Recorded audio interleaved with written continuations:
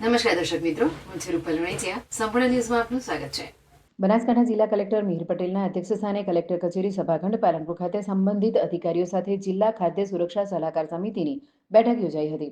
આ બેઠકમાં અધ્યક્ષ મિહિર પટેલ દ્વારા ફૂડ સેફ્ટી વિભાગની ગત વર્ષ જુલાઈથી ડિસેમ્બર 2024ના થયેલ વિવિધ કામગીરીની સમીક્ષા કરાઈ હતી.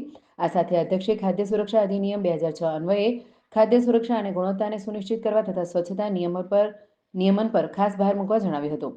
લોકોને ખાદ્ય પદાર્થો સ્વચ્છ, પોષણપ્રદ અને સુરક્ષિત મળી રહે તે દિશામાં કામગીરી કરવામાં આવે તે જરૂરી હોવાનું અધ્યક્ષ સ્થાનેથી જણાવ્યું હતું. ખાદ્ય સુરક્ષા નિયમોનો ભંગ કરનારાઓ વેપારીઓ સામે કડક પગલાં લેવામાં આવે તેમ જણાવવામાં આવ્યું હતું. આગામી સમયગાળામાં જાહેર જનતાને આરોગ્યપ્રદ ખાદ્ય પદાર્થો મળી રહે તે માટે અધ્યક્ષ દ્વારા ઉપસ્થિતોને જરૂરી સૂચનો કરાયા હતા.